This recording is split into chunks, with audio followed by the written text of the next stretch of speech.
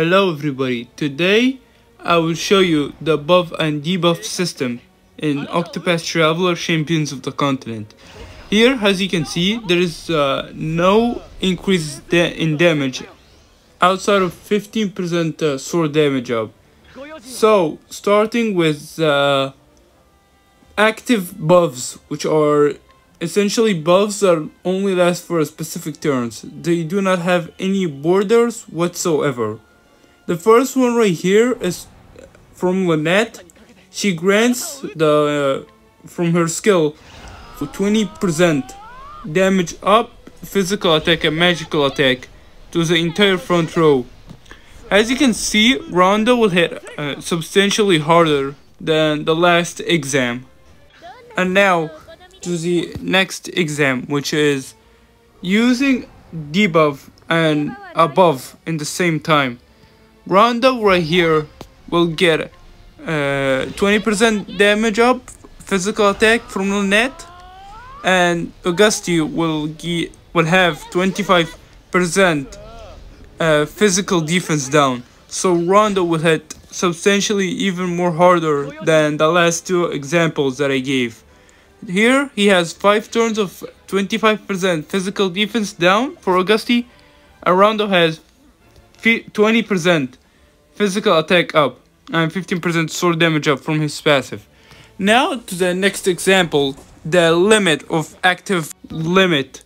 So for buffs and debuffs in the active category, they only are applied up to 30%, which means that after, let's say you have 2 skills, one from Rimrose right here and the other from Lynette, both of them give 20% physical attack up, but it's not going to be 40%, it's only gonna be 30% because there is a limit of 30% physical attack up in the active category. The same thing applies for the debuffs. Debuffs become 30% only and not even higher. There's no way to exceed the active category at that moment. So Augusti has 30% physical defense down and Rondo has 30% physical attack up. Another thing to keep out for is that the same skill from the same character does not stack. In this example right here, I will use the ability from Viola and Masterful Shear. So Rondo will have 20% physical attack up and Augusti will have 25% physical defense down. If I used the same skills again, it will still be the exact same percentage. It does not increase. But what does increase is that, let's say, I use the Masterful moves on Rondo and then the Blazing Dagger from Viola. I will still get the same result of 30% physical attack up for Rondo and 30% physical defense down on Augusti.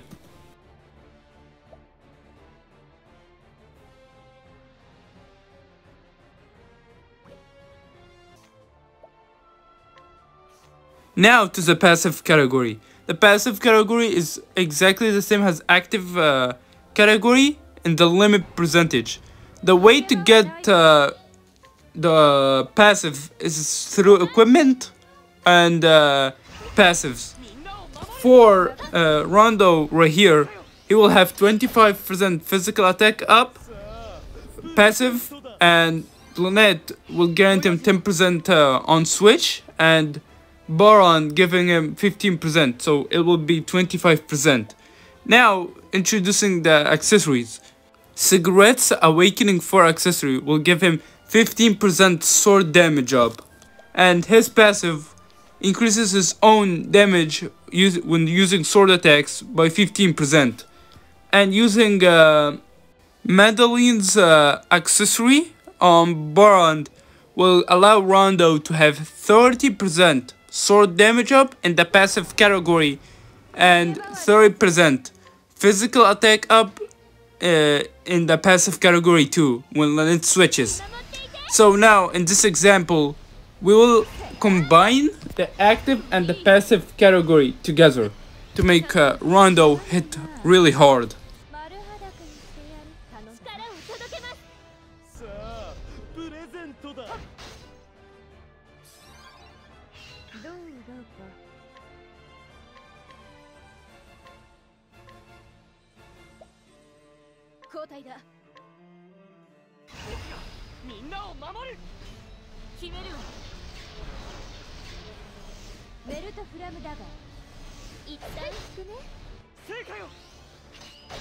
So here, Augusti has 30% physical defense down in the active category, 0% passive physical defense down in the passive category, and Rondo has 30% sword damage up, to 30% active physical attack up, and 30% active physical attack up.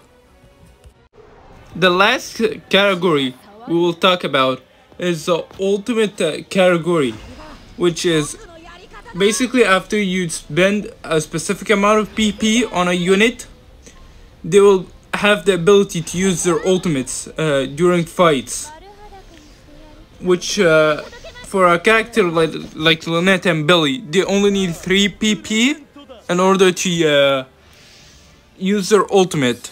So what is the limit for the ultimate category? It's also 30% like active and passive category. All 3 of them are at 30%. All the categories does stack with each other, so when you put all 3 categories together, your damage does get increased by a substantial amount. In this example, Augusti has 30% physical defense down, 20% physical defense down in the ultimate category, and Rondo has 30% sword damage up, 30% physical attack up in the passive category, 20% in the active category, and 20% in the ultimate category. I want to point out one thing with Rinyuu. Her Crusader's Prayer gives something called damage dealt by 15% up, which translates to 15%, let's say, sword damage up in the active category. So it's actually like different than attack and magic attack up, basically for Rinyuu's Prayer. Which means if you have someone like Cyrus, she will give him 15% ice, thunder, and fire damage up in the active category, which is insanely strong. This is the only instance of a character in the global version that gives damage up, basically, to elemental users in the active category.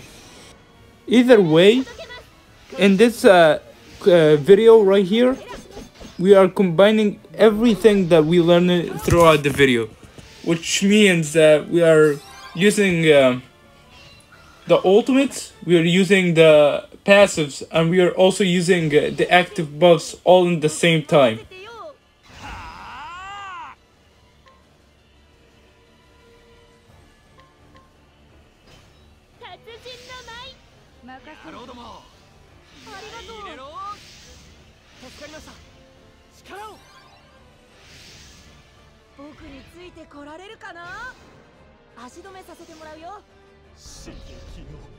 Currently in this turn, Augusti has 30% physical defense down, 20% physical defense down in ultimate, and 0% passive physical defense down. Right here, Rondo has 30% active passive sword damage up, 30% in the passive and active category physical attack up, and 20% physical attack up in the ultimate category. Either way, I hope you enjoyed this video, and I hope this made you understand how the damage formula works. Either way, consider subscribing because I have more videos coming up.